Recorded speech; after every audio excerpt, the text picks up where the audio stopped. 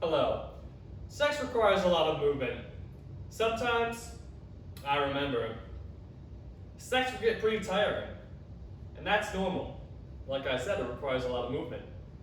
And I just couldn't help but pick a few exercises that would be perfect for having sex. Not only for men, like myself, but also for women. Now these exercises are not only good for sex, they are good on the court, on the field, anywhere. But they are also good for sex. The other day I saw a post online and it said something like 4 stretches for sex or hip training for sex, along those lines. I thought it was a bunch of rinky-dink stretches, which, I've done a lot of that static stretching, especially the stuff this person was demonstrating, and I never got a lot of benefit out of that. So would you do those rinky-dink stretches when training for sprinting, for training for baseball?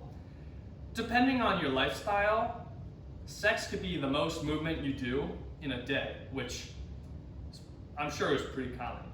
So in that context, for example, your sport could be being a good dad and playing with your kids. Your sport could be carrying stuff, like if you work on a farm, that could be your sport. Well, similarly, having sex could be your sport.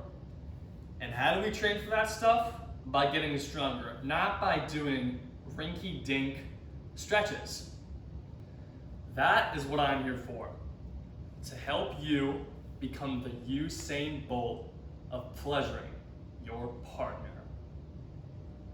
Exercise 1, it's the back extension. Sometimes I remember while hitting it from behind, I would, this thrusting in over and over, I got pretty fatigued. And I got fatigued in this top range of the hip extension. Luckily, that's exactly what this exercise trains. What you do, you go in like this. I like to hold my hands right along my nipple line just to keep it consistent. Then you go up. You want to think with your glute right here. Now I like to do a 3 count down, so 1, 2, 3, pause, then go up, doesn't matter the tempo, and then hold at the top for another 3. 1, 2, 3, and then go down.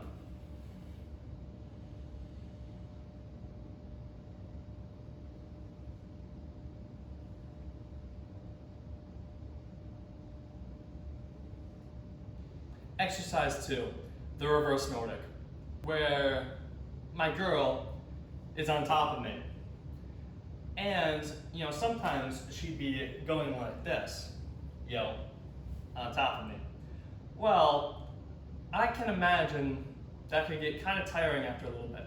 So, what you want to train is this range, where you're sitting like this. And of course, the goal is to do this with your hips fully extended. Go down.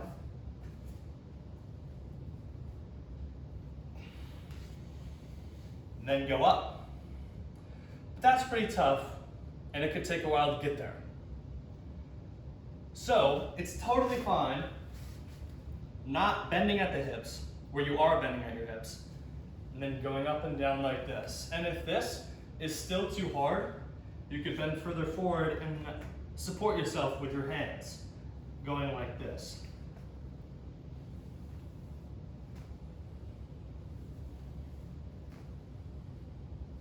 And the further you lean back, the harder it gets. Exercise 3, the standing groin. Here what you do is you spread your legs apart like this. I like to put my elbows like this, and then you go down, hold for a moment, and then come up. And the purpose of this for sex, I think it's pretty clear. So you have the flexibility to get your legs really far apart. Very useful when having sex.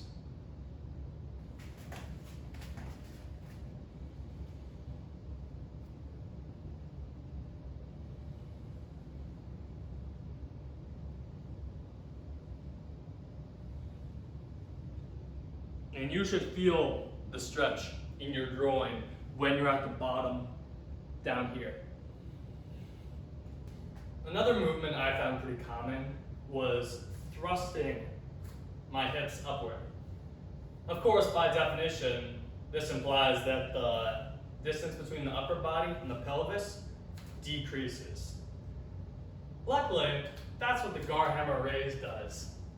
This is also known as the hanging leg raise, and as the ladder implies, you will be hanging and raising your legs. Watch.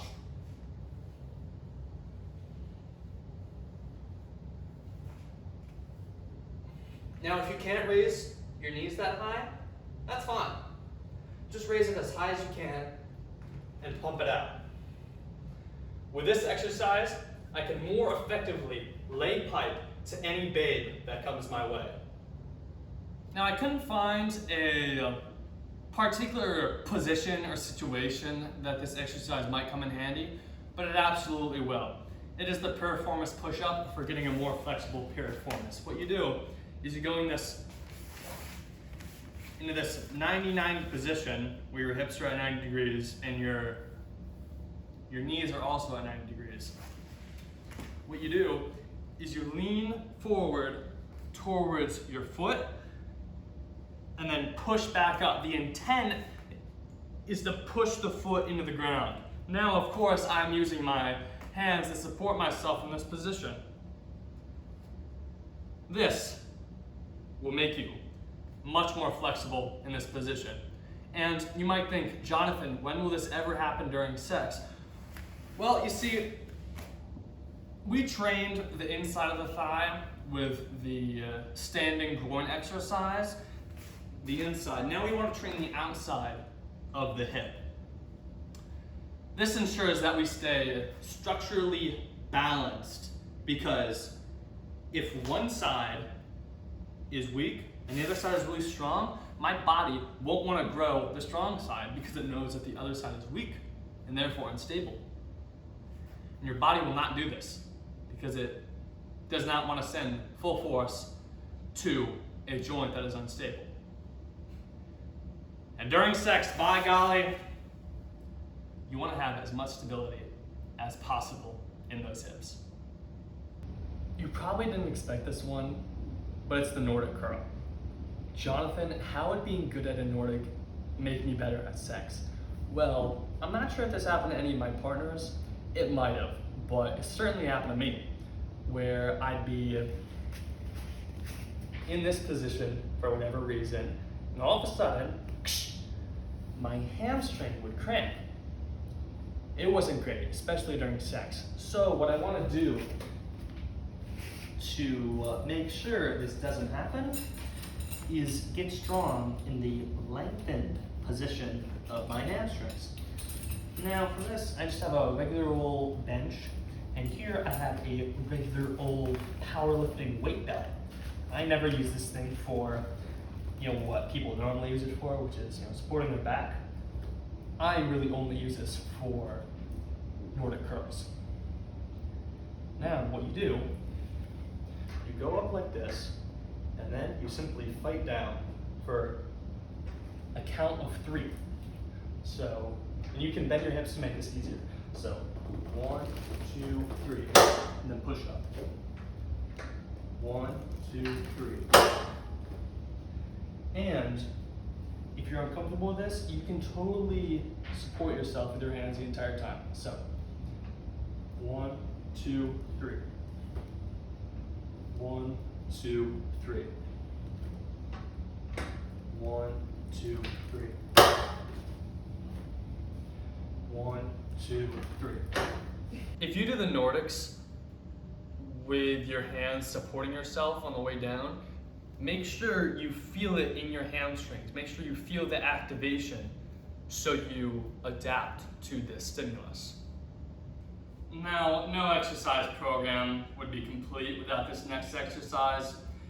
It's the tibialis raise. Jonathan, why would you include this in a way of how to get better at sex? Becoming the Usain Bolt of sex? Well, it's actually surprisingly functional. You see, I didn't used to be able to go into this position this used to be really, really difficult and borderline painful, but only by doing tibialis raises was I able to comfortably stay in this position.